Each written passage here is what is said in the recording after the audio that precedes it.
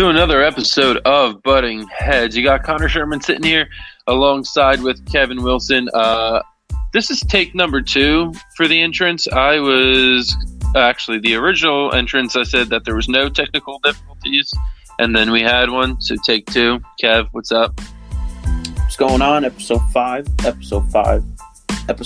We're here. I'm doing good. Had a lot of looks like NHL news going on over the last week or so. Not too much, but a lot at the same time. So we're here to try to break it all down for you. Yeah, in it to win it, just like the Rangers taking Alex Lafreniere, number 1. We obviously saw that coming. What a good pick. Is that the best pick in the draft? I mean, every number 1 pick has to be the best pick in the draft, right? So, yeah, I would say so. I mean, I wouldn't say so in a sense that it was such an easy pick. It's like something you don't it's like something you don't pass up on. But yeah, like it's the best pick in the draft. Had to have been NHL ready player. So, yeah, in a sense of easiest pick, yeah, but I wouldn't say maybe the best pick because obviously, someone could have got a stud in the second or third round that no one's going to know about, and we'll eventually see him turn into a star down the line. So, what was it like in the Wilson household? Were there tears? Yeah, I shed a tear. I'm not gonna lie. I was so happy. I never seen the Rangers pick first. The way they've been building up this team and like what we saw last year with how good they can be, and then getting a stud like this, like it's just like there's so much good. Like there's gonna be so many good years to come for this team, and they're so young. So I'm just excited to watch everything just unfold with them. Yeah, there's just a lot going on with them. The emergence of Mika Zibanejad, we always knew that kid was a complete stud, but really flipped it over once he started playing in New York, and then you have Artemi Panarin on his side as well. But with Chris Kreider still on the team, where do you think that Alex is going to fit in? I want to say Alex will probably... I would say probably might go right up to that first line, I would assume. I could see him playing with Mika and Kreids. It just depends on what the coaching staff wants to do. I know they were very slow with Kakko, but Alexis is just way better than Kakko. So I wouldn't be shocked if we see him on the first line, or even if they want to go crazy and pair him up with Panarin on that second line. That's where I see him on those top 2 lines right away. That would be nuts to put him with Mika just to start, because Mika's so good as it is. Yeah, we might be seeing a Mika, Panarin, and Alexis Lafreniere line to start the season. So that's gonna be incredible. I'm gonna shed a tear just looking at that. Yeah, that would be pretty dope. I'm not gonna lie; those are tickets I would pay for. Absolutely. Yeah. Whenever we can go back to games, I'm going immediately. Oh, hopefully here soon. I mean, we gotta get something rolling. Gotta get a vaccine going. So, second pick, Quinton Byfield for Los Angeles. I didn't think that was a bad pick for the Kings, and honestly, I also think that was an easy pick to take Byfield second overall. Yeah, I mean, from what we read and we talked about, he's probably the second best prospect in this pool of players. So. He's just a little raw with certain things, and he's going to turn into a stud. So, definitely not a bad pick. And it's kind of like fits like what the Kings like to do, right? Like that big team that won all those Stanley Cups back in the day. Yeah, he's a big boy, isn't he, Quinton Byfield? Yeah, so I mean, he'll probably start on he's obviously going to be in that lineup right away. Whether he's on that second or third line, because obviously Kopitar's going to be center in that first line, is yet to be seen. But yeah, they got a stud, and I'm excited to watch him grow too. Next up, Ottawa. They picked third. That's a team. Okay, Tim Stützle was a good pick. He was a great pick. Get me wrong, but they also had the 5th pick, and then they took Jake Sanderson 5th. Mm-hmm. I'm not even sure that I would have had Jake Sanderson as the number 1 defenseman.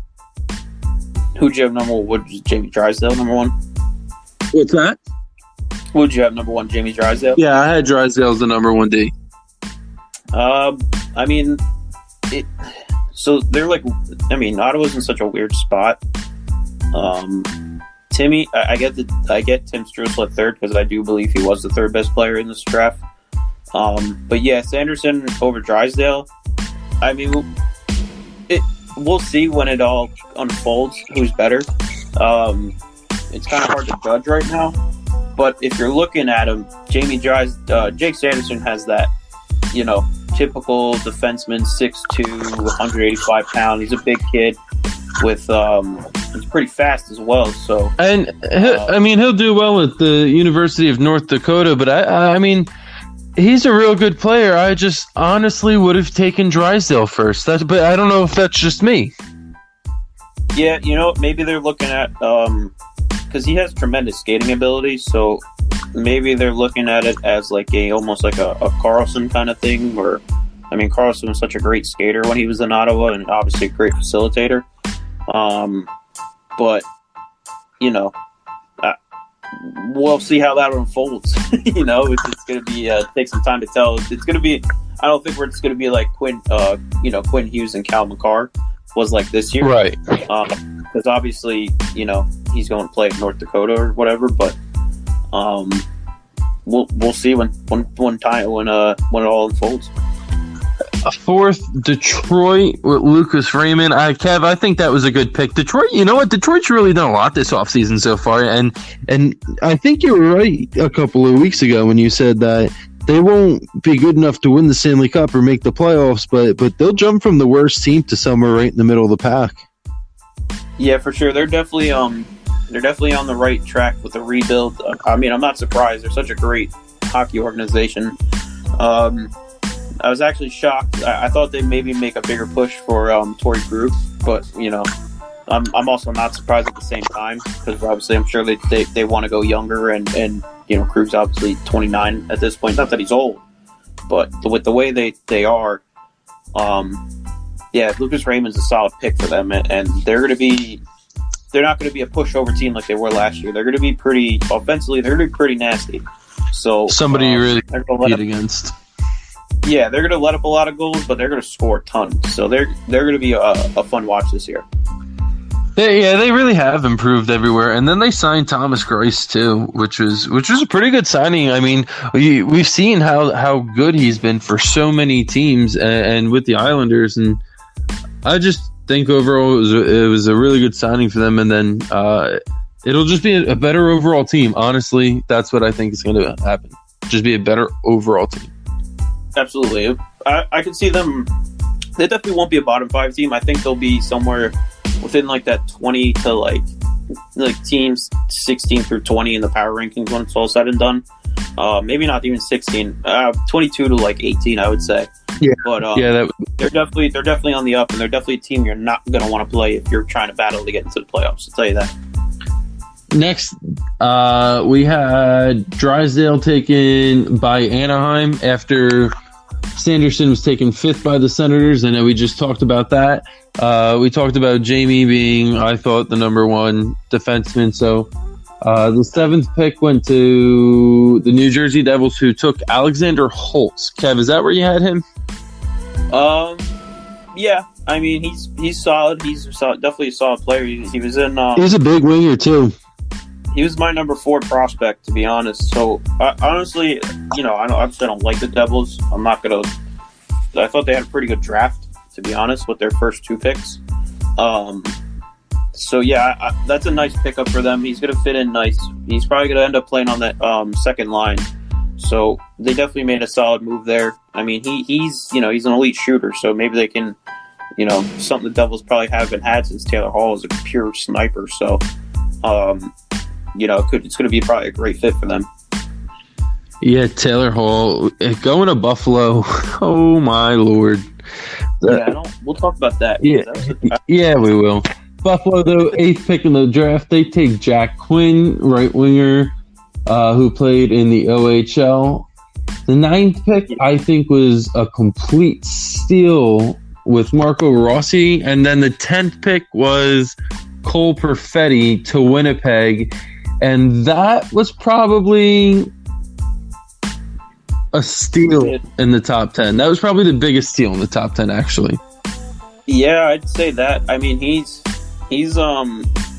very high productive player when he was in the OHL, so it was like a no-brainer. I mean, for them to get him at 10 was pretty shocking.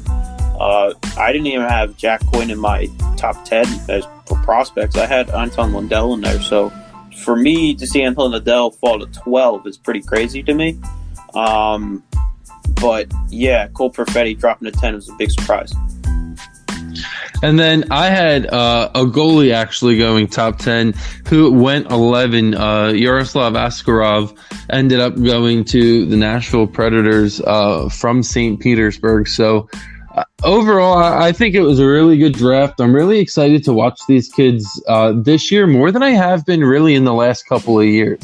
I was really excited for Connor. I was really excited for Austin.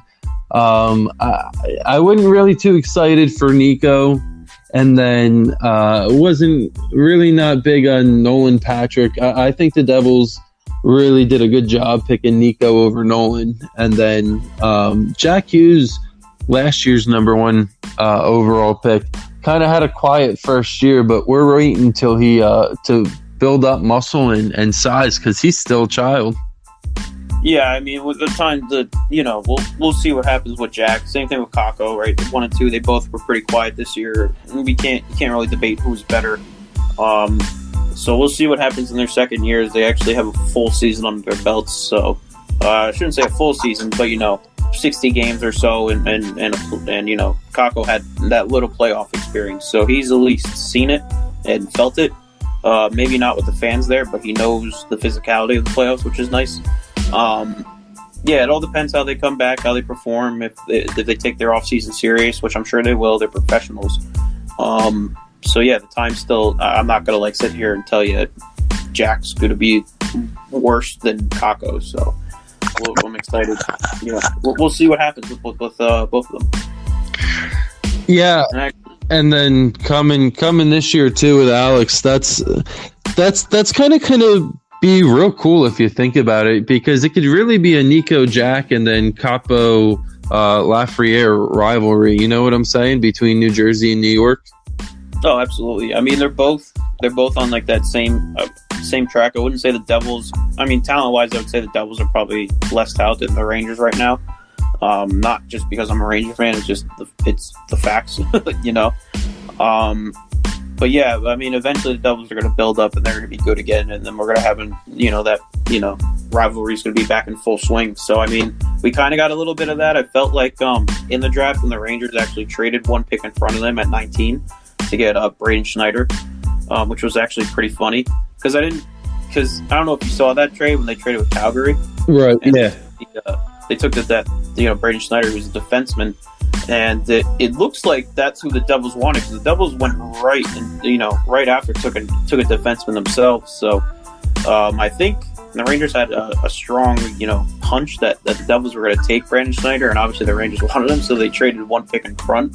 So a little bit of a gamesmanship right there with that. So we'll see how that plays out between those two players, because that was kind of funny watching it all unfold.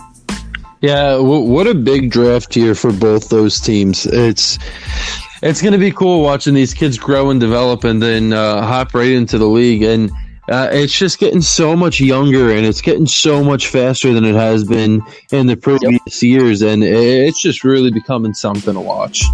Absolutely. It's hockey's just gaining speed, and I think it's becoming, every year it becomes more and more popular. So eventually it's gonna surpass. It's gonna be, it's considered a Big Four sport, but it doesn't get the credit like the other three essentially do.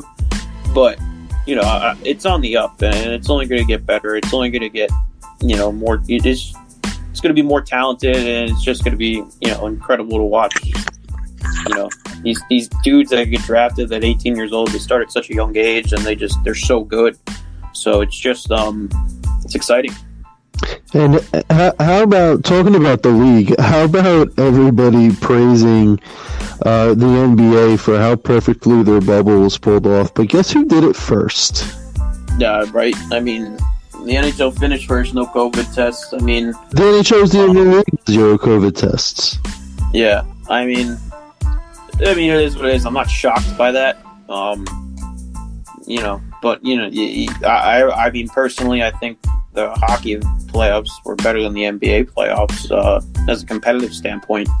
Absolutely. And it's like every year too. The NBA, there's like way too many super teams, and it's not. You just know, you just know the outcome. Like, we weren't all shocked that the Lakers won that series against the Heat. It's just, I don't know. It's just, I don't know. Basketball to me right now is just boring. It's just the same thing every year. So.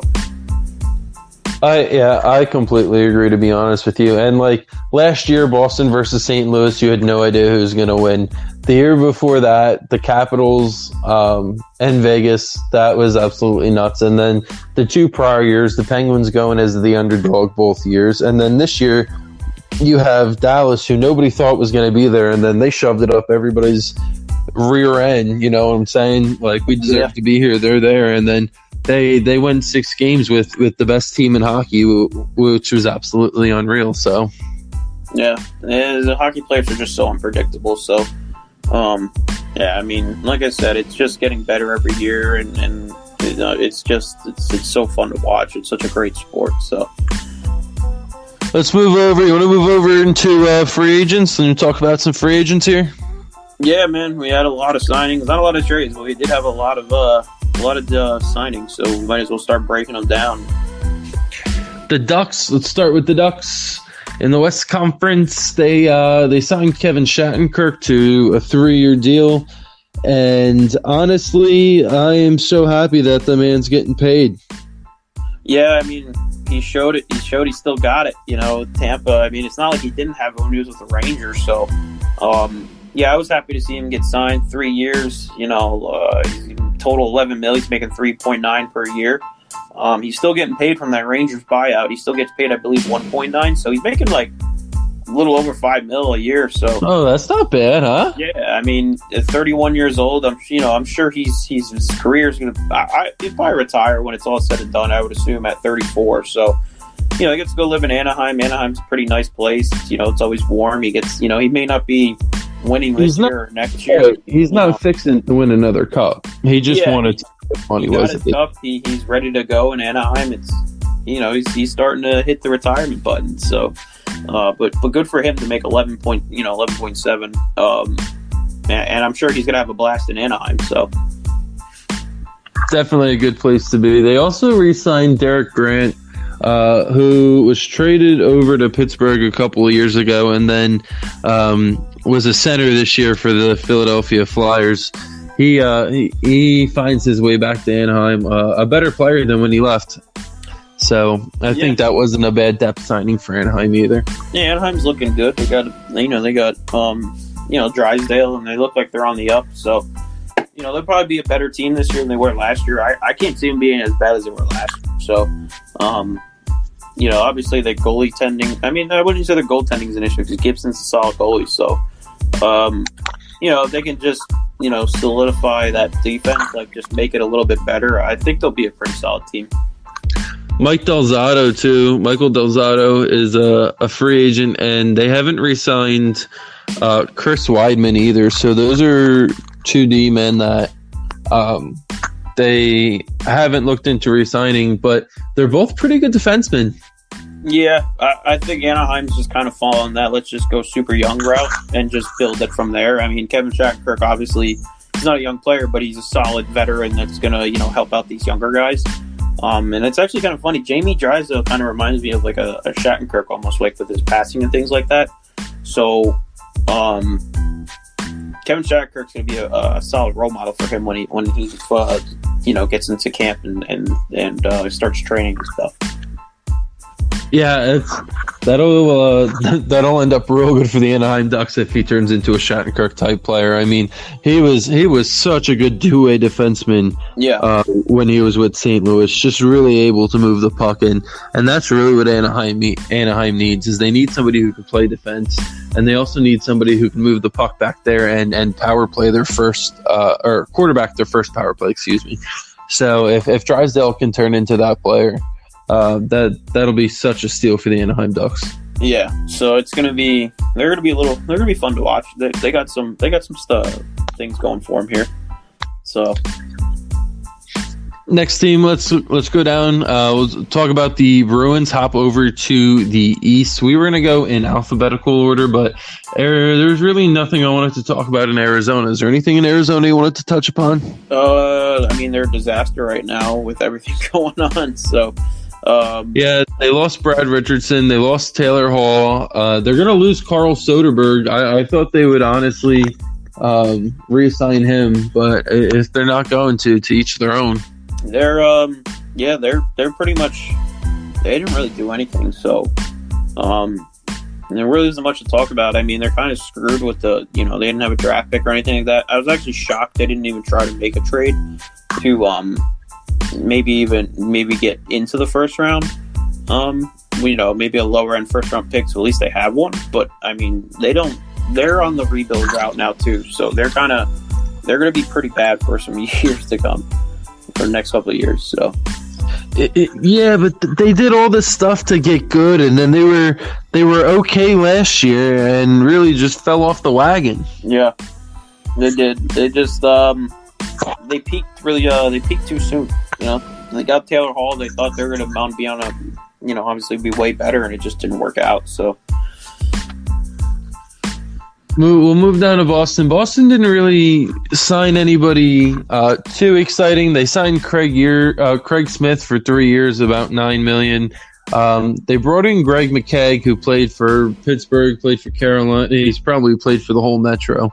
And then he finds his way over to Boston. And then Callum Booth, just something about him, Kev. Mm-hmm. I got the chance to watch him play when he was with the Carolina Hurricanes organization with the Charlotte Checkers, and every time he was originally on their ECHL team, but when he was called upon in the American Hockey League, when Forsberg or Nedeljkovic went up to back up Mrazek, he was really good. I mean, he was able to stop the puck, and he looked good in that. He's real versatile. He can move left to right, and he had that glove hand. So he just needs to get better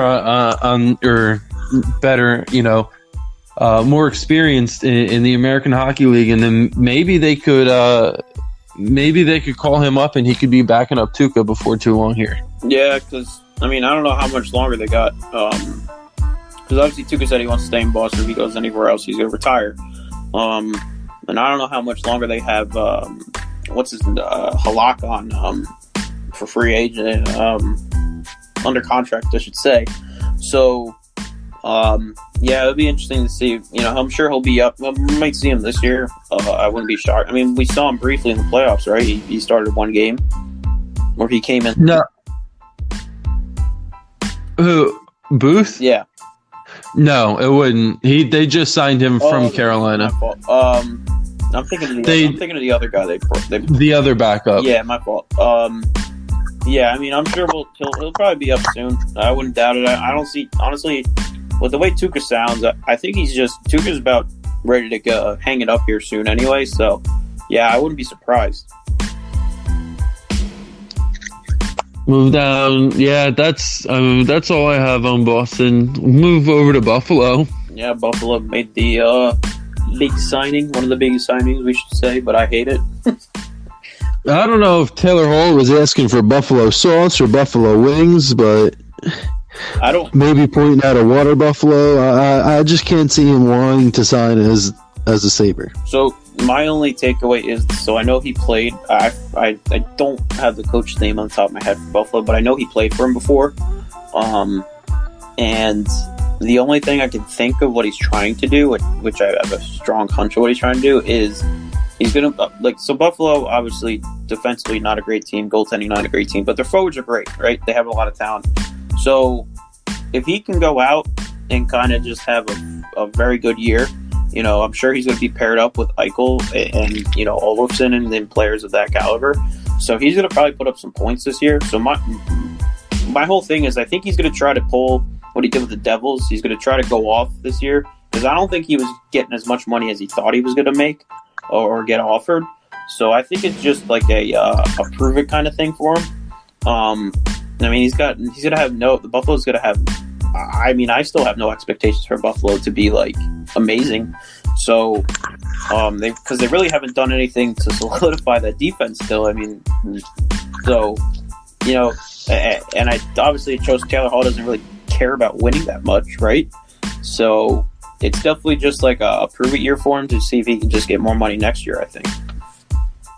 See, I was thinking where I thought you were going with that, dude, is I thought you were going to say light up the beginning of the year and then be good enough to where the Sabres trade you to somebody who could possibly win the Stanley Cup and then try and win your cup. I mean, it's definitely something that could happen. I mean, if they're bad to start, I mean, he's definitely going to be a piece that's going to probably get traded because it's only 1 year. I'm sure a team, if they like 1 year, $8 million. Yeah, I mean, if one team likes him enough, they'll probably trade for him and they'll probably just sign him immediately. So it could be something like that too, but a sign and trade. I don't know. I was like, really? Like, you just don't care about winning then, do you? So, see, I was thinking that maybe he thinks that he could get traded halfway through the year because Buffalo is never really in shape to make the playoffs. And, I mean, like you said earlier, they're not really good in the goalie position.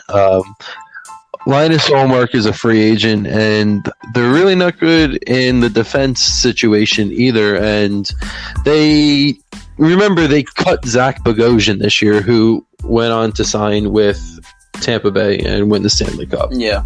So I don't really know. Yeah, is it a good move? Like offensively, yeah, it's an awesome move because you guys have so much front end talent, but like you have zero defense, and I don't even know who the goalie's name is for Buffalo. So. That I don't know. I don't know how that plays out, to be honest.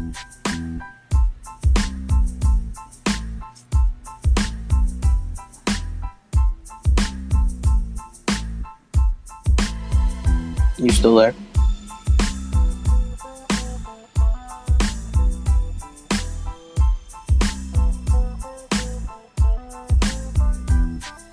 Hello? Hey. Can you hear me? Yeah, I hear you. Oh, did you hear anything I said? No. It all like went quiet. What was the last thing that you heard? The last thing I heard was when I said I don't know how this plays out, and then it went quiet on your end. Damn, I was talking back to you. No. All right, we'll have to cut that part out. Yeah. We'll move over to Calgary, Kev. They didn't really have a big signing aside from Jacob Markstrom. Obviously, he's really going to help them with the goalie position, but I'm not sure that's going to be enough to get them back into the playoffs. No, I don't. I mean, I don't see. I mean, they're a good team. Like they didn't really lose anybody. I think the signing makes them better. Obviously they didn't have. I mean, who was their? Cantava was their goalie. That's out of Minnesota, which was hilarious to me. But I mean, they got their goalie now, right? So defensively, they're the same team. Didn't they lost somebody? I believe they lost TJ Brody. Yes, they did lose TJ Brody, which is a big one. That's kind of a big deal. Yeah, that is a big deal. But did they not have who did they miss someone during the playoffs too that was hurt? I don't remember, to be honest with you. Either way, they didn't lose any forwards though. Their forwards are good. They got their goalie now that they can rely on, and they still, besides losing TJ Brody, I think defensively they're still pretty solid. So I still think they make the playoffs. It was good for Markstrom getting paid. I just don't. I mean, I see them being better in the sense that they won't let up as many goals because Markstrom's going to make them big saves now for them. But, they didn't really do anything to, make that big spark, I guess you could say, right? They signed Chris Tanev, but other than that, I think that was really it. Yeah. So we'll see with them. They're going to be competitive. I still think they make the playoffs, so... Carolina is somebody I'm kind of upset with. They did sign Jesper Fast, which was a good move, and then they signed Joakim Ryan, which is also a good move. But listen to all their free agents, dude. Clark Bishop, Hayden Fleury, Warren Fogle, Steven Lorenz, Roland McEwen, and Spencer Smallwin. All ones that I really know is basically the ones that I just shouted out. But they're free agents. Hayden Fleury, you have to re-sign. Warren Fogle, you have to re-sign. Warren Fogle is such a good bottom six forward, as we've seen, and he even played well on the second line as well. So he's just a good player to have. You have to think that Carolina really wants him to come back. They lose Antoine Forsberg, who was split in time with Alex Nedeljkovic and Charlotte before they switched teams. Yeah. Now they are affiliated with the Chicago Wolves. Right. And then they lost Trevor Van Riemsdyk to Washington. Mm-hmm. I'm mad at a lot of teams for not offering Van Riemsdyk a contract. He's making $800,000 this year on a one-year contract, and TVR is a better player than that. I would have loved the Rangers to fucking take him over. Oh, sorry, cursed. I would have loved the Rangers to take him over Jack Johnson. So I think we're allowed to curse. I don't think anybody cares. I don't know. Well, that's just the thing. I hated the Jack Johnson signing because I haven't cursed on this podcast. Yeah, that was one of the stupidest things I've ever seen in my life. Aside from the Penguins signing him for 3 years, that was awful. But yeah, Van Riemsdyk, dude, 1 year, $800,000. So many other teams that could go out and grab him, and then Sami Vatanen too, who they traded for from the New Jersey Devils. You have to figure they got to offer Sammy something. Yeah, another player I think the Rangers should have definitely looked at over Jack Johnson. So, yeah, I mean, Carolina hasn't done too much. I mean, the Jesper Fast signing's huge. They got just from watching him for so long in New York, he's such a hard-working player. He plays 110% every night, and there's no quitting him. So they get he's not like talent, the most talented player, but he's a grinder, man. So they definitely boost them in that aspect. But yeah, I mean, they didn't really do too much else. I mean, I'm shocked they haven't even looked. They didn't try to bring in one of the big goalies that were on the market, unless they're still maybe trying to swing a trade with somebody for Flower. Yeah, they got to trade for Flower. There makes sense. I mean, there are still some trades they can make. So, dude, I feel so bad for him, man. Vegas is treating him like shit, and that is going downhill real fast. They dropped him like a bad habit, man. So. Which it doesn't make sense to me because he's still an elite goaltender. He still can be an everyday starter. Yeah. So I wouldn't be surprised if we see him in a Carolina uniform before the season starts. So that would be wild. That would make me real happy. And I mean, Flower, he's so okay working with tandems. The dude is drafted first overall in 2003, right? He's been to 5 Stanley Cups and he's won 3 of them. I mean, come on. He's worth something to somebody, and he's so about winning and so about the team that he would fit perfectly into a tandem with Mrazek. And I've had the pleasure of watching Mrazek play a ton of games here in Carolina, and I just think that Flower would still be a better number 1 guy. I think Mrazek's got to be your number 2 guy in the tandem. That's just how it's got to be. So we'll see. We'll see how that unfolds for them, but not too much changes. No, not too much changes. Congratulations to Justin Williams on a great career. Great career for the men here. That was Mr. Game 7. Game 7. I mean, means so much to so many teams. Including Los Angeles. So, I mean, he's won the Stanley Cup before, but he thought that he'd give it one more shot with Carolina. Yeah, I mean, good for him to get out now. I mean, how old is he, man? Like, what is he, 38? It's got to pop. I mean, older than that. Let's look it up real quick. Who we got? Oh, I didn't update him. Sorry. Yeah, he's 38. So, Yeah. 39. I mean, get out now. Oh yeah, that's right. His birthday was just the other day.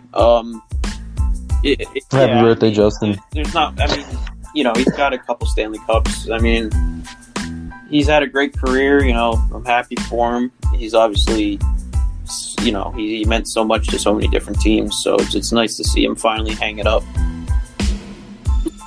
Yeah, he spent time with Philadelphia, obviously Carolina, obviously Los Angeles, and he spent time with the Washington Capitals as well. So he spent his fair share here out on the East and the West Coast. Finishes with 1,264 games played, 320 goals, 477 assists for 797 points. Kev ended his career a plus 110. It's like a Hall of Famer to me. Sounds like it.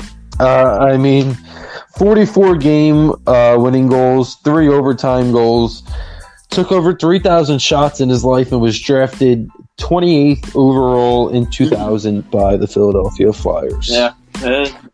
What a career. Won the Conn Smythe, actually, with LA when he won the Stanley Cup with them in 2013, 2014. Then he won the Stanley Cup in 2006 with the Hurricanes. He won it in 2012 with the Kings, and 2014 with the Kings. So, man's got 3 rings. I mean, yeah, he's Hall of Famer, man, right away. So it's good Absolutely. For him. One of the greatest Canadians to do it. Absolutely. Moving to Chicago. They're a team that I was kind of surprised with this offseason. Obviously, they re-signed Dominic Kubalik. Great signing. Absolutely. I mean, the kid was unreal last year. Scored 30 goals, led rookies in goals. Came out of absolutely nowhere. So you have to sign him back. But they only signed him for 2 years. Yeah, I mean, I don't know what they're. I'm not gonna lie. I don't know what that was weird. To be honest with you, I mean they're kind of doing things. I mean, they were pretty. I mean, they were in the boat of. Obviously, they wouldn't have made the playoffs if the season ended, but like they still got in, and they're competitive. Right. So I was like kind of shocked to see them kind of trading some of the pieces they're trading and not, re-signing either. Yeah, they letting a couple of big players walk. I mean, Corey Crawford obviously goes to the Devils, and then they lose Camarosa as well, who signs with the Wild, and then they lose TJ Brennan too. I mean, and Kagula. They lose Drake Kagula. That trade to send Saad and Gilbert over for Nikita Zadorov and Anton Lindholm. I mean, it's not a bad trade, but like Brent Saad, I think is going to kill it in Colorado. So, oh my God, that's exactly where he needs to be. He's going to kill it. He's going to put up some points. So, I mean, Colorado, he can score goals. Made some pretty solid moves here. I mean, if you want, we could jump right into them because I don't really have much. Chicago is just surprising. Good for Malcolm Subban. He's going to be the starter there. Yeah, and then Lucas Wallmark, too, another former Hurricane, kind of upset with Carolina for not offering him on the bottom 6 either. But yeah, dude, Colorado, jump right into it, Kev. What can you say? They made some power moves here. I mean, they're not like, obviously, like, the names aren't huge, but like, Brandon Saad's been there before. He's going to kill it. I mean, if you have some shed of talent, which Saad has, and you go to Colorado with all the talent in the world, like he's gonna be such a solid player for them, and they don't really have to make too many changes either. Like they were built to win the Cup this year, and they just kind of ran into the a hot Dallas Stars team. So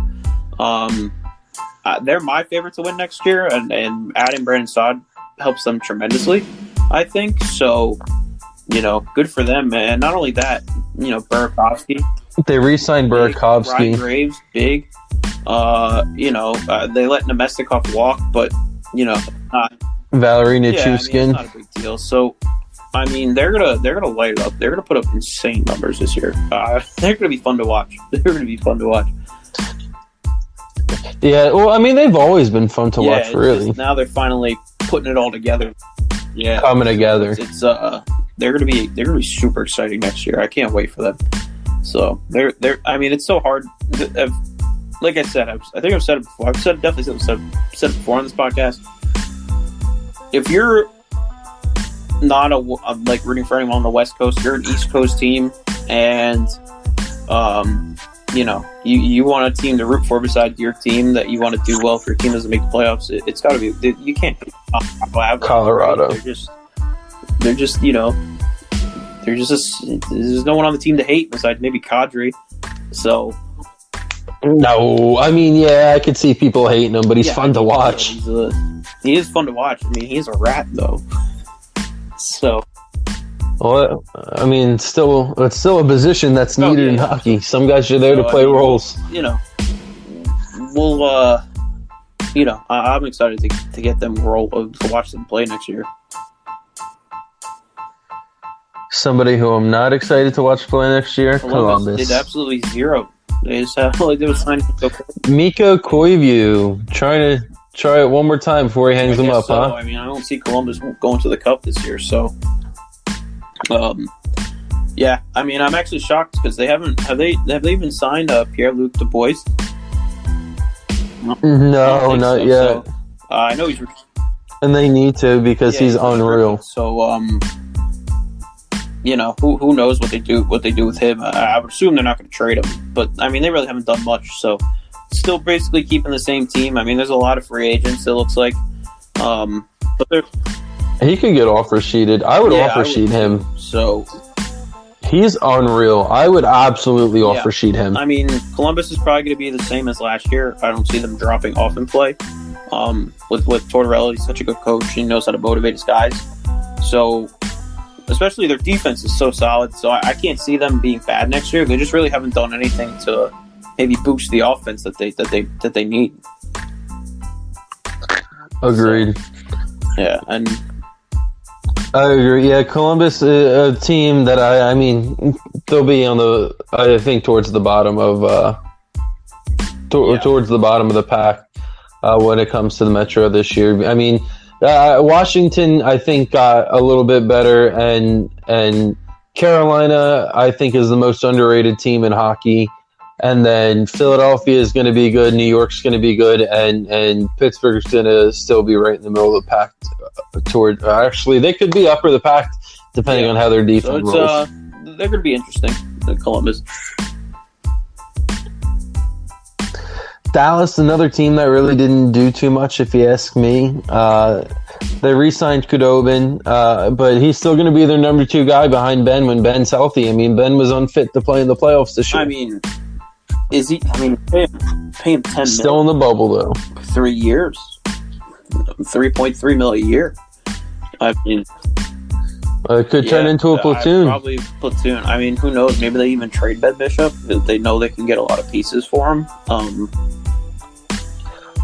I feel like you're starting to see more platoons in the league than I have really in the last 4 or 5 years. Even using way more goalies than using more the 2 format goalies than just your starter per se every day. So it's solid because it keeps your guy. It keeps them fresh for the playoffs if you get into the playoffs. So it's not a bad approach to do.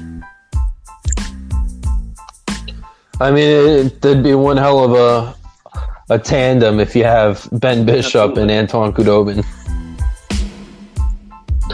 Move down to Detroit. Detroit, honestly, one of the teams that has done the most this offseason to get better, and kudos. First, they start off by signing Bobby Ryan. Only a 1-year contract, but Bobby Ryan, the number 2 pick in the 2005 draft, still a complete goal scorer. I mean, when he's on, he's on. Bobby Ryan for Detroit in the aspect of he's a veteran that's been through so many ups and downs, and Detroit's such a young team as it is that it's going to be good for them to have like a player like Bobby Ryan on that team to help, leadership wise, and maybe even signing Bobby Ryan on for a couple more years. Obviously not at a crazy number, but yeah, I love the Bobby Ryan, the Bobby Ryan signing. I love the Vlad Nemestikov signing. That was a solid deal, 2 years, $2 million piece, and then obviously they went out and got Thomas Greiss, who looks like to be like their starting goalie. So Riley Barber and John Merrill too. They're probably, like I said it earlier in the podcast, they're gonna make some noise. They're definitely not gonna be a bad team. The best Cup's gonna fit in great wherever he plays, whatever line he plays, and I would assume he's gonna be a top 2 center. So probably the second line center, I would assume. So they're gonna be fun to watch. They're gonna be a team to definitely look out for. Nothing like obviously like not a team like you're gonna be scared of, but like I think when it comes down to if you're trying to make the playoffs, you don't want to play Detroit. Yeah, absolutely, and I have no idea what I was going to say to you. I was going to go against something that you said, and I can't remember it now. Damn it. No, that was a good signing. I was agreeing with you because they're not going to put Bobby Ryan over Dylan Larkin. But they need to work on re-signing Anthony Mantha. He's somebody who Detroit's got to re-sign. Tyler Bertuzzi, they have to look to re-sign him. And then Brendan Perlini is somebody that I think could be a good bottom 6 forward for somebody. I wouldn't be surprised if they bring him back, to be honest. Detroit's definitely making some noise this free agency. I wouldn't say anyone's like killing it per se in free agency. Like everyone just seems to be making like that 1 or 2 nice signings that definitely helps boost their team. But you're not seeing like an overhaul of free agents just going to one team.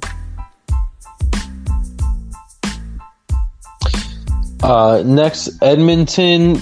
This is another one with a lot of free agents, Kev. I love this one, dude. I love what Edmonton's doing to really try and get good this year. I mean, obviously they've been good the last couple of years. With Leo being an absolute stud. And having Connor McDavid leading that team as well, but they're really looking to win the Stanley Cup here, and they're making moves, dude. They re-signed Kyle Turris, they signed Antoine Forsberg to be their backup. Tyler Ennis they bring in, Tyson Barrie they bring in, both to 1-year contracts, but they're really doing it. They're really trying to get it up and running, but. Somebody that they have as a UFA that is not okay already. To me. Well, not RNH. It is Andreas Athanasiou. They have to resign him, right? That kid, dude. That kid's so silky. That kid's mitts are unreal. His hands are unreal. They're definitely going to resign him. I don't know how much money they have in cap space right now. They might be trying. Yeah. I can't imagine much. I cannot imagine it's a lot. They just never want to sign a good goalie, do they? Not that Mike Smith's a bad goalie. He's an older player. It's like he's 38 years old. Are you going to trust him to be your starting goalie again this year? Like, did you learn last year? Like, it's not going to cut it. And defensively, Tyson Barrie is a good signing, but he's more of an offensive defenseman, which is definitely not something they need in his offense. So, and I mean, Matthew Benning's a nice little signing. I mean, they definitely have done a good job so far. Matt Benning went to Nashville. Sorry, I'm looking at my fault. Yeah, they didn't re-sign him. Wrong thing. But yeah, I mean, they really haven't done anything. I mean, Tyson Barrie's nice, like I said, but like offensively, yeah, he's great defensively, not the best defenseman. I don't know. They definitely. I feel like I've gotten better in a sense, but I don't know if it's enough to put them over, the hump. You know what I mean? Like I was actually shocked they didn't go out and try to snag Markstrom or Holtby or even maybe another team. We might see make a trade for Fleury. So. Yeah, Flower could definitely end up there too. That would be unreal. Hey, if Flower ends up in Edmonton, just looking at what they've done for the defense and goalie aspect, I'm not huge on it. Yeah, but I mean, I do think the team's definitely getting better, though, and it definitely has gotten better since October 6th. So, they got to re-sign Anthony, Andres Athanasiou, and I would assume they're going to Athanasiou or RNH. So, yeah, I don't think he's up yet. I think he's up next year, isn't he? He's on my free agent list as of this list, but yeah, he's still locked up. I don't know why he's showing up on my list as a free agent. So that's weird. Whatever website this is, he's making $6 million this year. What are we doing? So yeah, Panthers, another team looking to make moves. They signed Radko Gudas, somebody who can really lay down a hit and throw hands if needed. They also signed Carter Vergehe. I thought that Tampa was going to resign him. I'm kind of shocked not to see that happen. I got the chance to watch him play in Syracuse, and he was leading the team in points. He led the league in goals at one point. I don't know, man. It's not somebody I'd really want to watch walk. Another player we haven't seen even get signed yet, Mike Hoffman's still out there. But I thought he would have been in New Jersey by now. Signed yet by anybody, so. But yeah, so Rocco Gudas, solid signing for them. Other than that, it's been Alexander Weinberg on a 1-year deal is pretty solid because there is still upside with him. So if you get him on a 1-year deal, maybe he kills it this year and then you re-sign him, or you can sell high on him if you're bad. So if he's having a decent year. They haven't. They're one of those teams. They haven't done an insane amount of of signings. They've done some good signings in terms of piecing together certain spots that were definitely weak for them, but nothing like super crazy. Right. I agree. Another team that's done absolutely nothing, the Los Angeles Kings. Next. Another team that I think has done absolutely nothing, the Minnesota Wild. Next. It's not that Cam Talbot's a bad They're getting worse. They gave him starting goalie money here, like $11 million, 3.6 per year. But other than that, they have done the only person they've re-signed is Kakkonen. So, they should not to be confused with Capo Kakko. With Beast Capo Kakko, but he's going to be his backup goalie for him anyway. So, I don't know what they're doing. Obviously, they still have some bad contracts they're dealing with. Obviously, with the Zach Parise contract, and not that Zach Parise is a bad player, but another guy that's getting up there in age, and he's obviously not producing like he was, and Ryan Suter as well. 2 really big contracts that are definitely killing them.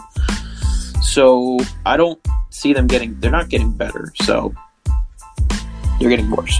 You're right. I don't think so. Yeah, I think they're getting worse. It's the season's only hurting them. Next up, Montreal. That's a team who did a little something. Tyler Toffoli for 4 years. One of the Rangers. Josh Anderson for 7 years. That would have been unreal if they could have offered Toffoli. And immediately signing him, saying, "You're the guy," right? Toffoli, huge. Good for Toffoli getting a contract. That would have been it. Like for some time here, he was on. He wasn't even starting, for the Kings at one point, and then he gets traded, and he was so good. He was so solid with Vancouver. So good for him getting paid. But yeah, another team. They've made some moves. They made 2 big key moves, and it seems like they're going to probably call it quits, I would assume, at that point with free agent signings. So I'd be a team to look out, make another trade or something like that. But they definitely are getting better. Another team who I think got worse, the Nashville Predators. It's time to start kind of rebuilding mode. They didn't do too much. They thought, they're kind of cleaning the house. I feel bad for Roman Yossi because he's obviously your Norris Trophy winner, and he's playing on a team now that's going to be really bad, I think. Yeah, so I mean, For a long time. The way obviously their goaltending is a problem. Obviously, we saw they took the number one goalie prospect in the draft. So, yeah, I don't see them making any noise this year, to be honest. No. Another team that I think is going to be at the bottom of the barrel here. No. Next, New Jersey Devils, another team that's done absolutely freaking nothing. That's something I don't understand. They must have had the most cap space, their right? big signing is Corey Crawford, which they had $21.3 million. I know Corey Crawford's their big signing, and I mean, I know a lot of Devil fans like it, but I don't know. I'm not big on Corey Crawford. It's not that I have anything against him. I just think he's 35 years old. I guess in a sense. I mean, but does that mean you're out on Mackenzie Blackwood here? No, I think it's you got to remember, dude. Mackenzie Blackwood's 21 years old, so when that contract for Corey's up at 23, Mackenzie's going to be 23, and then he'll be a good, solid starting goalie. I think Blackwood's going to be the guy for New Jersey moving forward. He's going to be their number one guy for the next 10, 15 years, hopefully. That's a good chunk of money for a backup goalie. So, but with the experience that Corey's got, dude, if he and God willing, and I do mean God willing, they make it to the playoffs in them 2 years, he'll really be a help to Mackenzie Blackwood. I'm not discrediting the fact that he's definitely going to be a solid role model for him, and obviously watching him play and watching his routine and things like that will only benefit for him. I just hope Blackwood I hope he's the starter day one for the season, right? I just hope that if he has a bad couple games, that the fans don't immediately Corey Crawford's our guy. Because Blackwood, obviously, that's such a confidence thing too. With a starting goalie, that if he loses any sort of confidence, it's going to be, I don't know. I feel like it's going to be bad. You also have to remember that he's playing in New Jersey. I mean, there's not really anybody standing in front of you. Which is why I kind of said on paper, the Rangers are just better. Which is why the rivalry right now is not as good, but it's going to get there again. Yeah, and hopefully sooner rather than later. It's been a long time since the Devils have been good. They weren't even good when, they were in the conference finals in 2012. Right time when they got there. I mean, even a couple of years ago. Yeah, when they got there a couple of Stanley Cup finals. A couple of years ago when they got in the playoffs with Tampa. I mean, they weren't the best team. They just clicked the right time. So no, they didn't belong there. Another team in the tri-state area, the New York Islanders. The Islanders, Kev. They have some signings, nothing crazy, but no. Broussard's going to be gone. He's a Group 3 free agent. Andy Green, Tom Kuhnhackl, Matt Martin. I don't know. Group 2 free agent, Matt Barzell. They're going to keep him, though. He's their number one guy. He would be an unreal center to be in New York. Dude, imagine him and Panarin together. So disgusting. I mean, they could. They could afford it. You would see Ryan Strome, Tony DeAngelo, and Booch all getting traded here in the next couple weeks if that were to happen. So, I wouldn't say that's Booch, true. But definitely Ryan Strome would be out the door, and so would Tony, I would assume. So,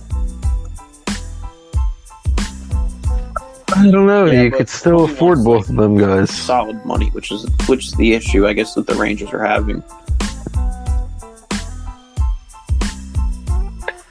Yeah. What are they not convinced on 1 year's work? Promising year for obviously Tony, because he was a beast this year. I mean, number 4 in the league in points, but it's like you're basing it off just 1 year, so it's kind of tough. Is he going to repeat? It's hard for the obviously the ownership and GM perspective. Are we going to pay this guy based off just 1 year's of work?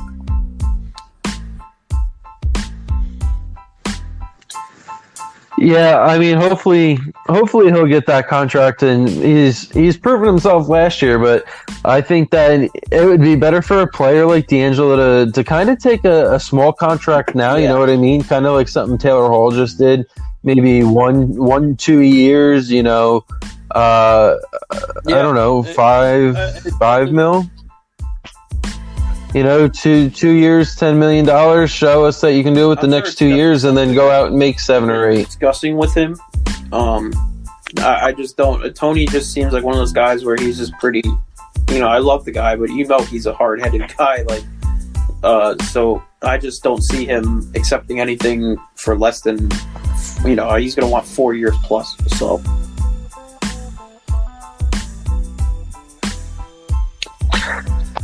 Well, speaking of, we'll hop right into it. That's our next team anyway, Kev. I really hate the Jack Johnson. The fact that Jack Johnson, what a signing! These Bill Goods that are prospect pool defensemen are these studs, and we're going to be seeing them in the near future, possibly this year. Obviously, with everything that's going on with them, obviously they're on the very young route, and they traded Mark Stahl, right?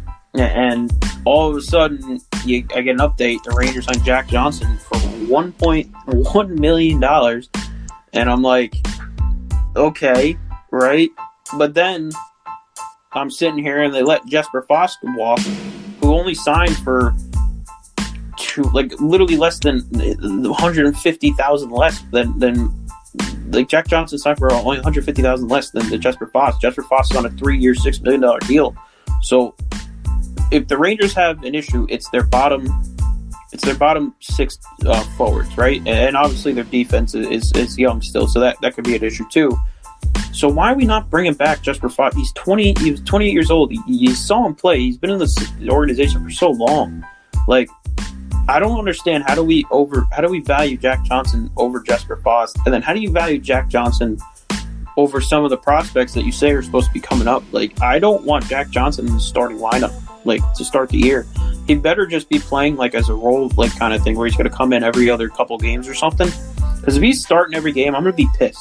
I'm going to be furious, to be honest with you.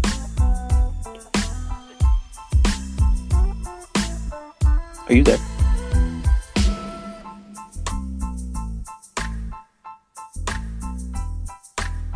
He's so bad that he can't even make the Penguins top 6. Jack Johnson signing. I know I was reading they don't want to break the bank. They're not going to obviously do something crazy. But I mean, it's getting to the point of why some of these I get it. Some of these guys are borderline NHL players or Hartford. They're going to be down to Hartford. Kevin Rooney, I would assume, is going to be the center for the fourth line.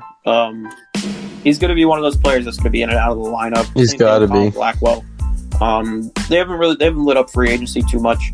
They just re-signed Giuseppe, who's going to be playing on that fourth line for $700,000 for 1 year. Obviously, we let Henrik Lundqvist, we bought him out, let him walk. He went to Washington, broke my heart. So I mean, Terry walked. They're a team that we'll see. I would assume in the next week or so, you're going to see a big trade. I think if it's going to be Tony either getting traded, it's going to be Strome getting traded, or it's going to be Buchnevich getting traded, I believe. So that's what I think they're going to be banking on, is a trade to get something in return, prospects, probably a couple starters. So if they wouldn't be surprised if you see a package deal with Strome and D'Angelo, or Strome and Buch, or Strome and D'Angelo going, or I'm sorry, Buch and D'Angelo going somewhere. So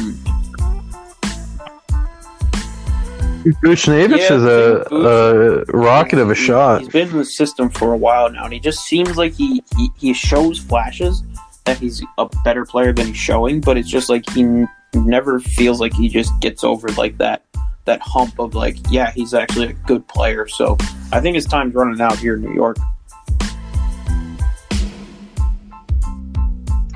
Yeah, maybe it's one of them situations where he's just got to go somewhere new. You know what I mean? Be able to. It's also, I mean, it can't be easy playing in New York either. I mean, that's got to be the biggest. That's the biggest stage in the freaking world. I'm going to find out really quick. The media is tough. The fans are so passionate, and it's a hard place to play when you got, especially like there are going to be a lot of eyes on the Rangers this year, so they have a lot of pressure going their way.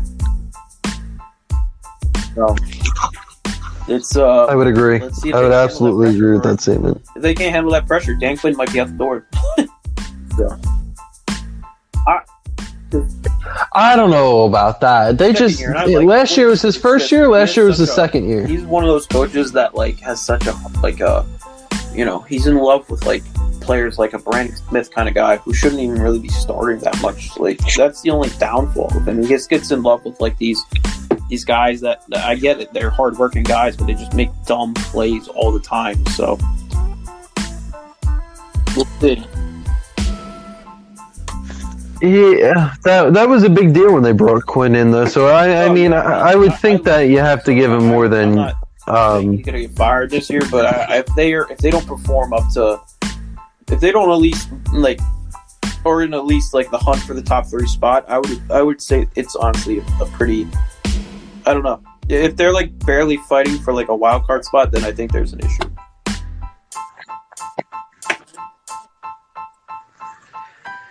Next up, we got Ottawa Senators. Their biggest move was trading for Matt Murray. That was hefty.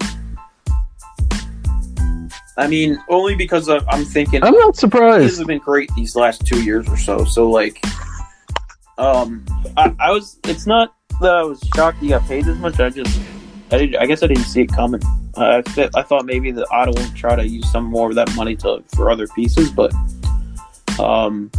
they're sticking to the rebuild route. So, I mean, and you get Matthew Murray till he's 30 years old, he's still technically in his prime. So, I mean, yeah, I guess it makes sense.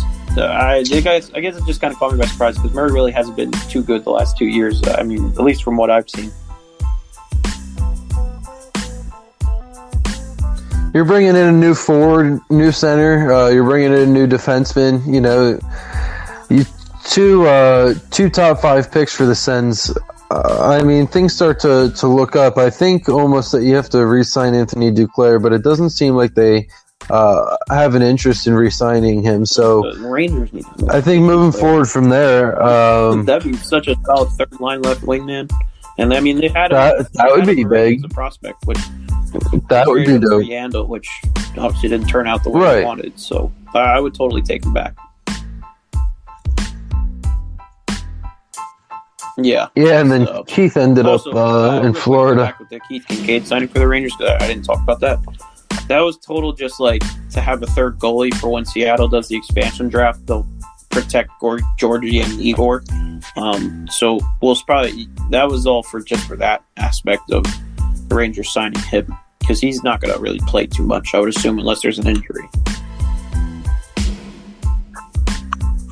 I can't be sure. I think that's the goalie that you keep in the American League, and I think he might start for you in the American League because Georgiev and Shesterkin both have to stay up, and if they're going to run the expansion the same way that they ran it in 2017 when the Knights came into 18, I almost think that you're right, and they are going to.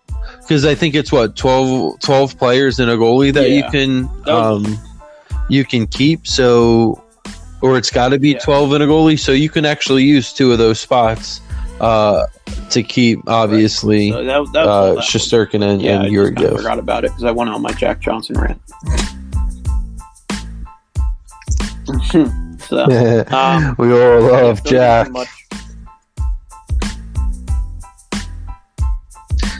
No, Philly brought Derek Pouliot in. I know they're the big. That doesn't really mean anything to me, though. So TBH. We'll keep looking out for that. Yeah. They lost Nate Thompson, which kind of sucks. He's a pretty good hockey player, and I don't really... Dude, there's so many other teams that I think before Philly that would go after Liney. It makes sense for Philly to bring someone like that in because they get a pure goal scorer now.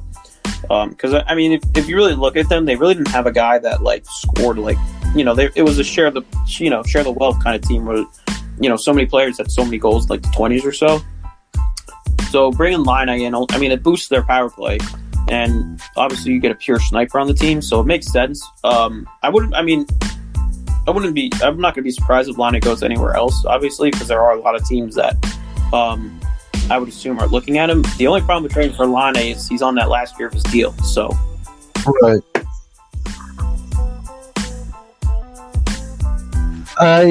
Yeah, and then you would have to resign him, but he's another player that I think would thrive somewhere else. I don't think it's just working out in Winnipeg for him. It's unless you have it's a tough place to live.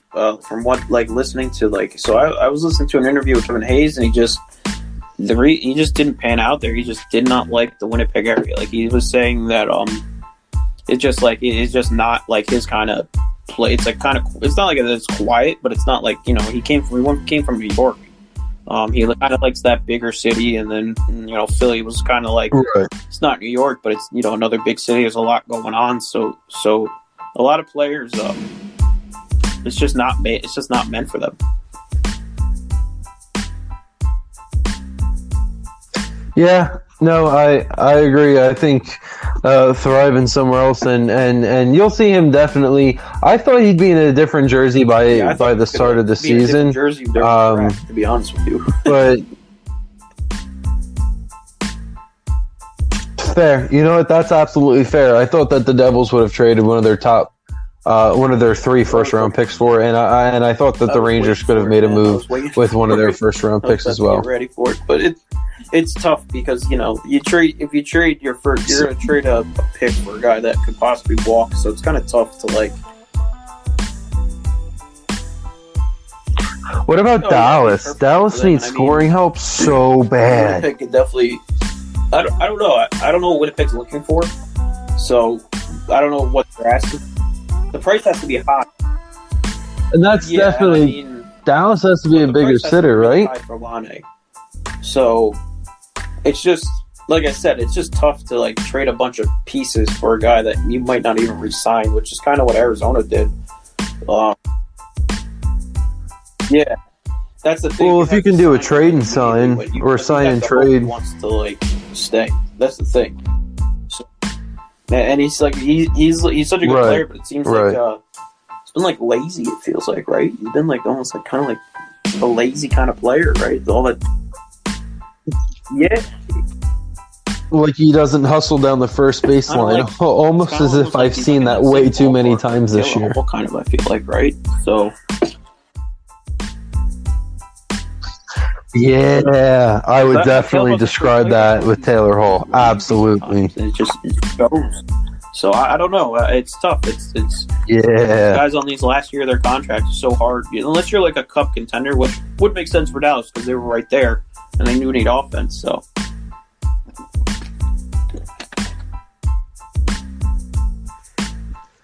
Next up after the Flyers, the Pittsburgh Penguins. They re-signed They signed Evan Rodriguez. Obviously, I said re-signed because they traded him halfway through the season. Him and Connor Sherry, obviously. So he comes back with the Penguins. Mark Janowski, they pick him up from Calgary's fourth line. Dude had 7 points in 50 games last year. Not really somebody who's going to be scoring a ton of goals, but somebody who can clear up some space on the ice, somebody who can take a shot and definitely kill a penalty. So that helps. That's a team who really doesn't have a lot of money on the cap. They lose Patrick Marleau, goes back to San Jose. They lose Justin Schultz to Washington. That kind of breaks my heart a little bit too, Kev. $4 million. Yeah, I mean they're a team, and they couldn't afford him. Trying to find the small price players role players to fit into that system. So they can't. Obviously, they don't need an insane amount of talent, right? So, they're just kind of trying to find these cheap guys that are going to fit in, right? To where they're going to fit in within the team. And they traded they traded for Kasperi Kapanen, and they traded him in the Phil Kessel trade a couple of years ago. And just I'm not really too sure why you're bringing in Kasperi Kapanen. I mean, do you think that? I mean, I think it's better that they bring him in, but why would you trade a first round pick for him? Is what I'm really trying to say. That's not a player that I really think is worth a first round pick. To win the cup, right? So, I don't know. Obviously, they had to make some room because they wanted to re-sign what's his name? Jerry, the goalie. What's his name? Yeah, Jerry. So, Jerry. I mean, just not a ton of. They can't. It's hard. You can't. It's tough when you're in like a cap pinch like that. You can't do much. So. Yeah, definitely. So they not a team with a lot of money, making a lot of moves, trying to improve their defense. When they traded Phil Kessel to Arizona, they got Pierre-Olivier Joseph. Kid's a defenseman, and hopefully this year he's going to be ready to step up and really help this team out because they need it defensively. Jari is a very good goalie that we've seen. Casey DeSmith, I assume, is going to be backing him up. DeSmith is also a good goalie. You know, we've seen him back up Fleury. We've seen him back up Murray. So, I mean, I think the Penguins are rolling forward with a good goalie set, and they would have beaten Montreal, I think, if they would have started Tristan Jarry over Matt Murray in that Montreal series. So, that I don't know. I mean, were they looking to pick up Alex? They could have been looking to pick up Alex. Obviously wanted the bank, so it's kind of tough to bring him in with the salary they had. So, salary cap, I should say. So, I don't know. That's somebody that I feel like you make room for. They're going to probably be a top 3 team in the Metro again. So, or maybe just the top wild card team. Who knows? So, their big thing too is health. Pittsburgh, right? So, yeah. The core 4 is the core, always every year now is getting old. So, well, I shouldn't say old, but getting up there in age. So. Yeah, definitely is, and it's just, I mean, Crosby goes, Crosby turned 33 this year, Malkin's 34, Letang's got to be 34. Not maybe not this year, but next year, so. Yeah, something soon, but it's definitely not something that I'm going to want to watch. Let go like their guys, so.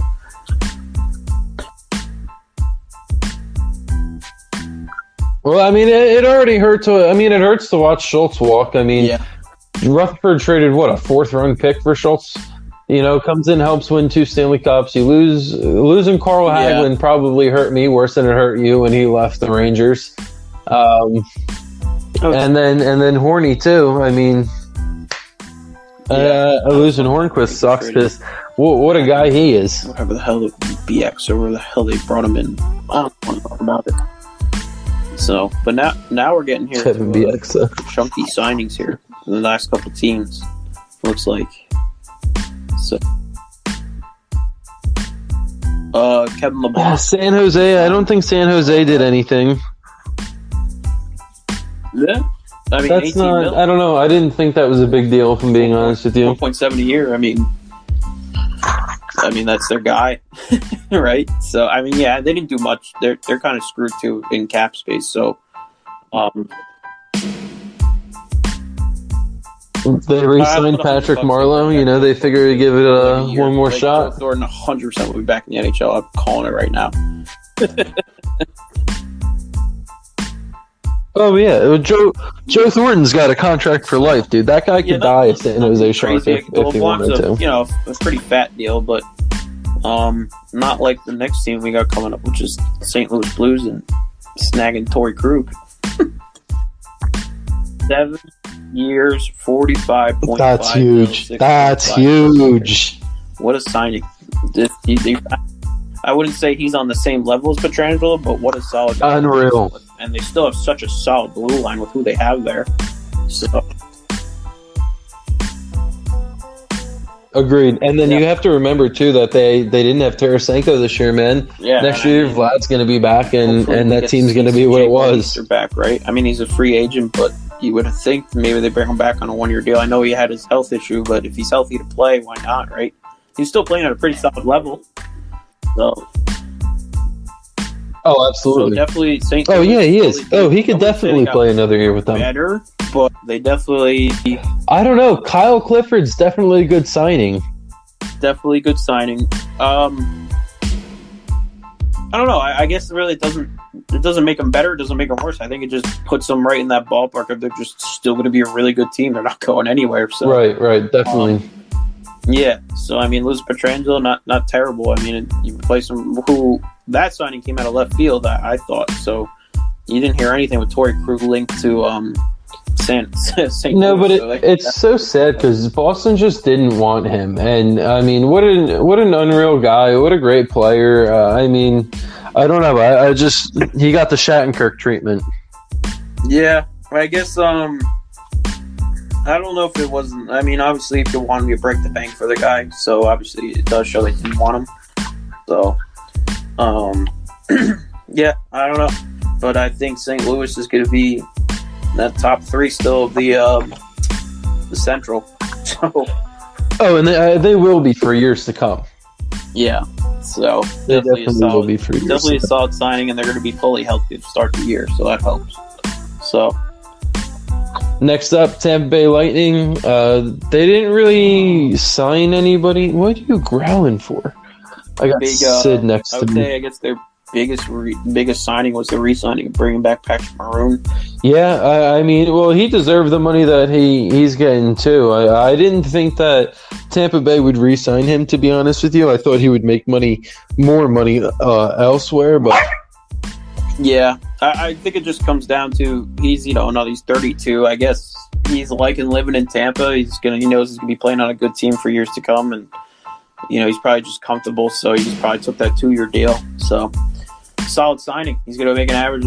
I mean, they got him for what I think way less than what people thought he was gonna make. He's only making $900,000 a year. So he must be enjoying the Florida life. I mean, we saw the celebration pictures with him. So yeah, dude's got it.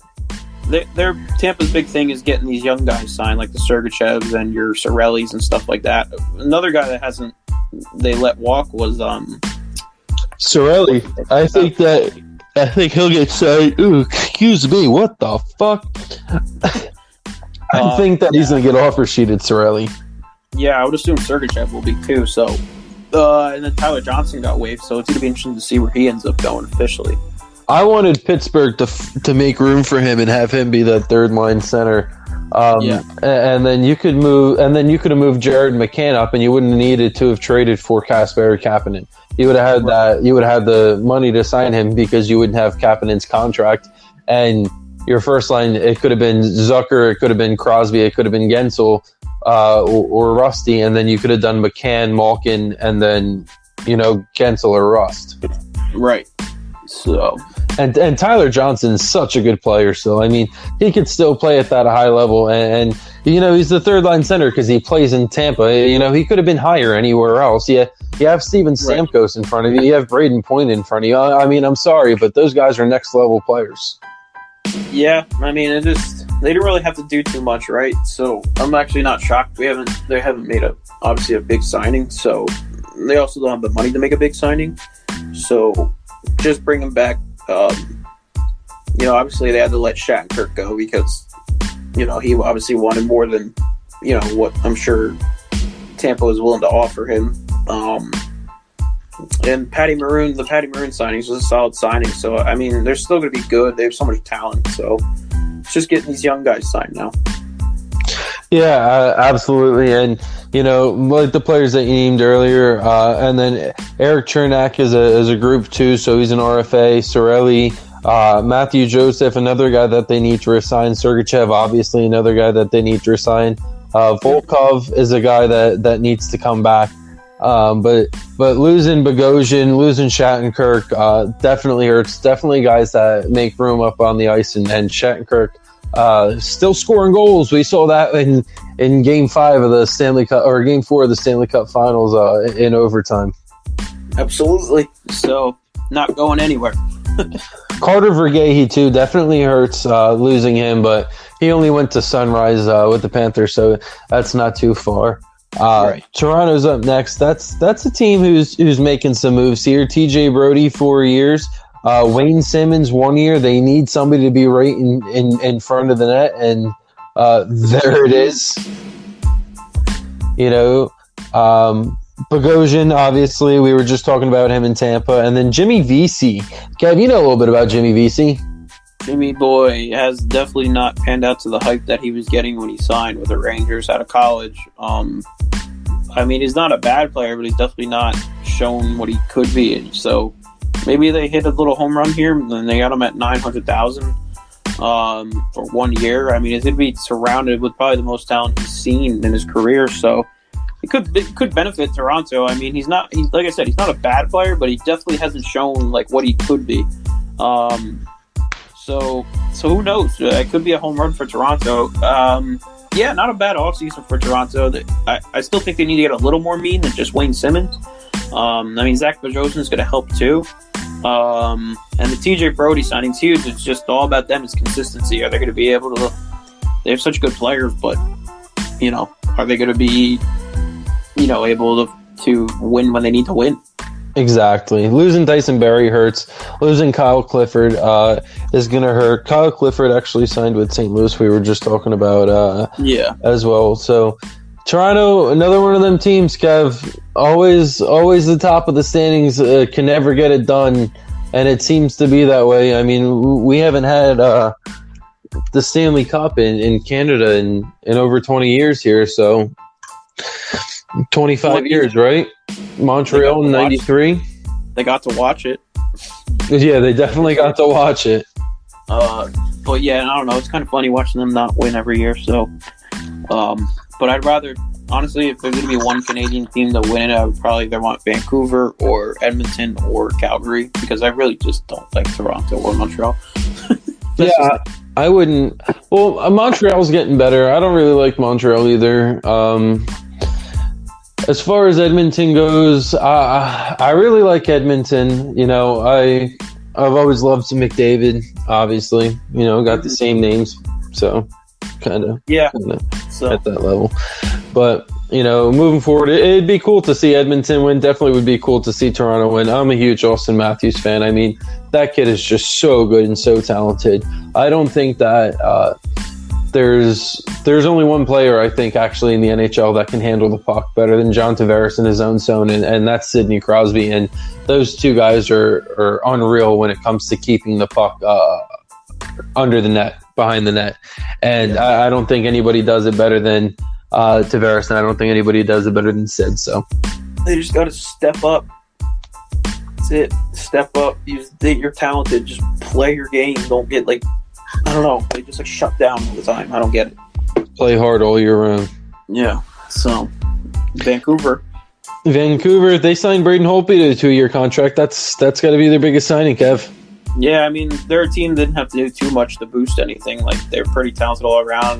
Tyler Toffoli walks, but Tyler Toffoli's a good player. But were they really? He didn't even play that much. Not that he didn't play that much in Vancouver, but he wasn't in the starting lineup every other day. Right. The playoffs or so. So. They don't have to do too much. I think Braden Holtby is a solid signing for them. They get him at 2 years at $4 million. Obviously, they didn't want to break the bank on Markstrom. Also, you get Braden Holtby for 2 years. Braden Holtby's still in his prime, I think. And you got this backup. I always forget his name. I do it every episode. But you have this kid that he Thatcher. Yeah. So. I'm sure they're gonna, let him learn even more under, Braden Holtby. He's won a Stanley Cup. He's been there. He's been in the big playoff games before. So, it's a solid sign. I agree. Yeah, and going back to your comment about him being in his prime, he's still a number one goalie, and I think in probably 20 other teams. Yeah, absolutely. So, solid. They didn't have to do much. I think it's a solid pickup. Yeah, and they're actually, I am kind of surprised though that they didn't really want to try and keep Markstrom, because this is another team that's really young, and I think another team that has the ability to be good for a long time. And yeah, so sorry to interrupt. my thing with Markstrom was that he's 30 years old. He Right. obviously wanted to get paid. Obviously, so they have so many young players that by the time that those young players get out of their rookie contracts, they would still be eating the Markstrom deal if they gave him that 6 years. So maybe that might have been what they were thinking as a long term, maybe. Right. So that's why that's my only thinking is they didn't have to break the bank for him, and they got a starting goalie at such a cheap price, and they won't have to worry about paying Holtby after 2 years. So, and then they'll be able to keep these guys on lock, all these rookies they have. So that's why I think they let him walk. Holtby's what, 31? We said. Yeah, he's 31. You get him until he's 33, and at that point, I'm sure the backup, who once again I forget his name, even though you just said it, will probably be in the starting. Will be starting. So Yeah, and even worst case scenario, I mean, Flowers 35 and an elite goalie still, so Holtby could be good for a long time here. And they got some insurance with Louis Domingue they've signed. It also, that could have been another move to protect, what's his name? I can't never remember his name. Could protect so they don't have to, they can drop a goalie for Seattle to try to snag or something. So, solid free agency for them. I'm sure they might make a trade or two. They didn't get Oliver Ekman-Larsson, right? That never happened.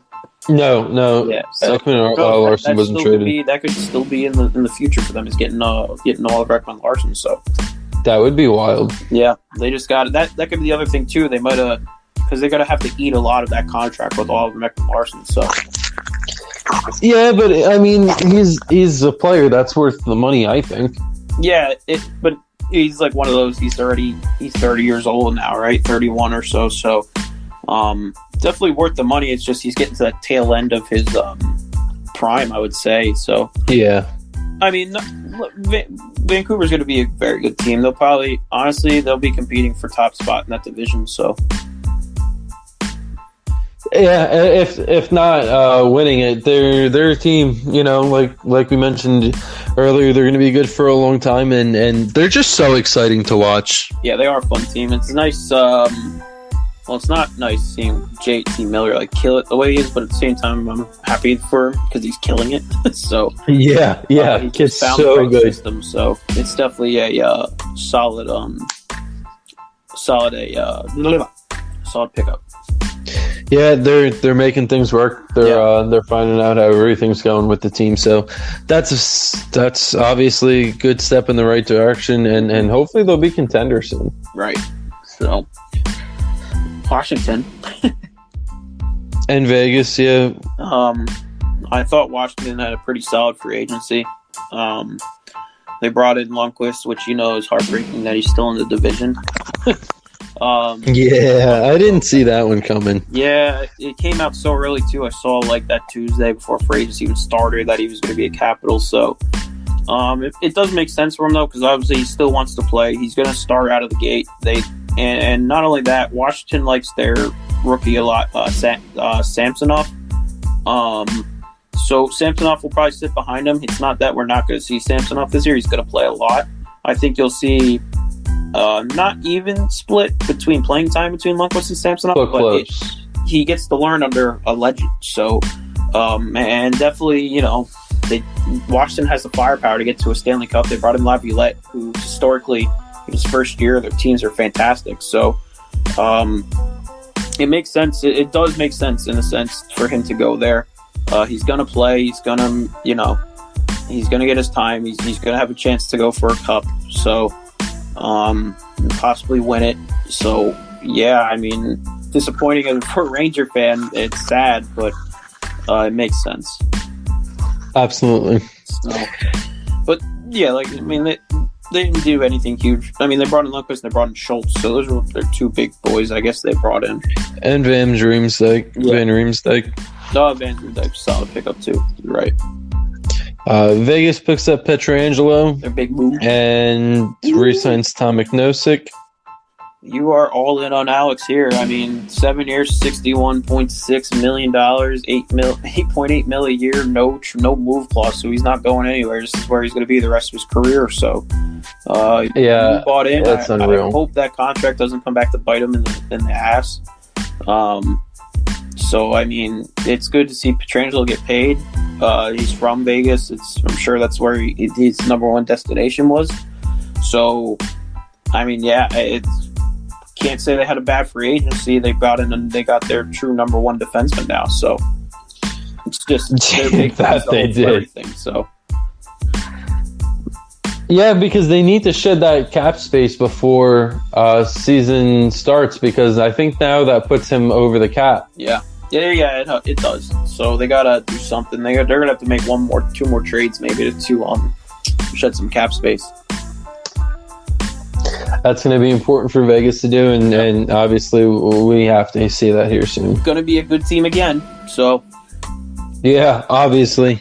That's another team going to stay on top of the West, and another team that I wouldn't be surprised if they're in the conference finals next year. Yep, absolutely.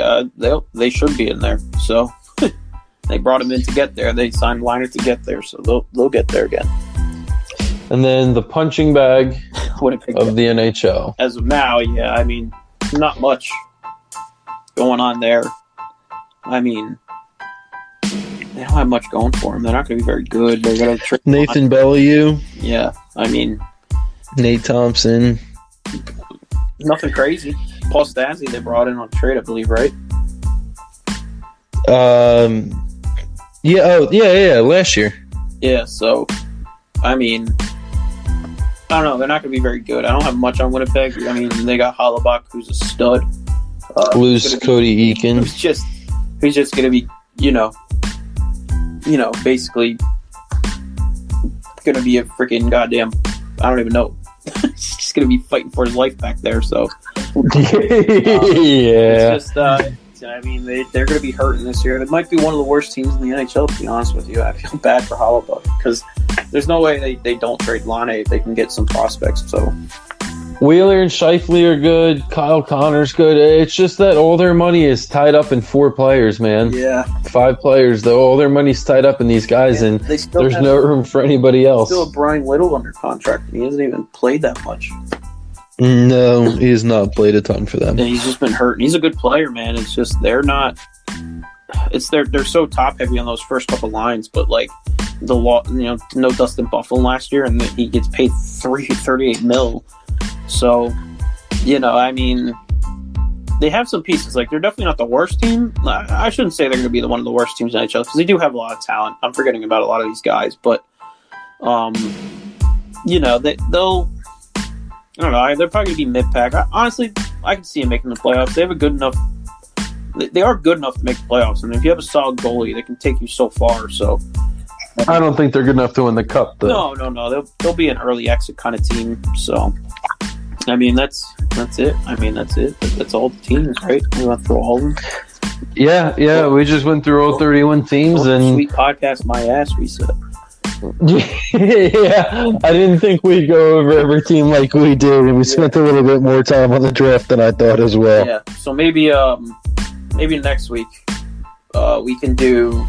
You remember the idea I came up with, and I guess we can let whatever our listeners or fans are hear this.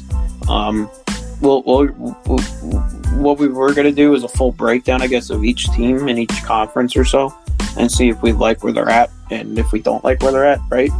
So maybe we should cut that down to maybe just each division because I feel like if we go through everyone's team just for the whole Eastern Conference or Western Conference, it's going to be a long episode. So maybe we can... Sure, we could definitely wait. I would wait a little bit too. Anybody else starts. Wait a couple more weeks. Next week, probably another little free agent snippet, stuff like that. Maybe some trades will go down. So, we'll figure it out. We got some juicy stuff coming. So, yeah, definitely got a lot of stuff coming up and a lot of good content to push out. So we'll maybe get we'll some definitely be in it to win it. Stuff. Yeah, we knew we got to get some in here soon. We're still babies in the podcast world, so we'll get there. We're trying. Yeah, we're building. Then once we get up, we'll get rolling. Right. So, all right. Got to crawl before you can walk. Yeah. I mean, that's it on my end. You have anything to add? No, I got nothing else to add for the day. All right. Well, I think that's a wrap on episode 5. Another chunky one for everybody to listen to if you decide to listen to it. So, hope everyone enjoys their week whenever this comes out. Hope that day comes out. You're enjoying the day it comes out, and that's it on my end. Actually, I do have one more thing. What's up? Do you have a snake or own anybody that or know anybody that owns a snake? Not off the top of my head. I'm doing my research, bro. I think I want to get a python. Yeah, you want to get a boat, like a boat python or whatever they call them? Yeah, a ball python. Yeah. Yeah, I don't know anyone that. I mean, I did my fair share of snakes when I did my pre-internship at Caddis Island. I was taking care of some snakes, but I don't know anyone that owns one off the top of my head. Bro, I feel like them things are so cool. I'm starting the new job on Monday, and then I think once I'm getting paid and everything's all cool, I might pick one up. No lie. Might as well, right? I mean, it's not. I wouldn't say they're not like you got to take care of them. Like they're not like you got to make sure. Obviously, like every day, everything's good. But like it's definitely a low key kind of pet to have, just kind of chilling. You know? Oh yeah, definitely. They're so put cool. It on a leash and walk it. Dude, and then things will live 30 years. So my kids will be playing with the damn thing. Yeah. So. Yeah, I mean, go for it. Why not, right? That's what I'm talking about. Everybody else has told me no. So, no, I'm not gonna deny you. I'm a reptile guy, so. Yeah, me too. That's why I'm so in for it. So. And on Netflix, I've been watching the 72 most dangerous animals, and they have it for Asia and they have it for America too. And bro, the some of the snakes on there are, oh my lord, you gotta watch it, Kev. They're nasty, man. They're so dope. You do not want to mess with a nasty poisonous snake. So, but all right, yeah, we'll wrap up episode 5 here, and if we have anything that you guys want us to add, give us some feedback. We love to hear feedback. Follow us on Instagram, and we'll be back at it next week. All right, guys, have a good one. Enjoy your weeks. Enjoy your days. Stay healthy.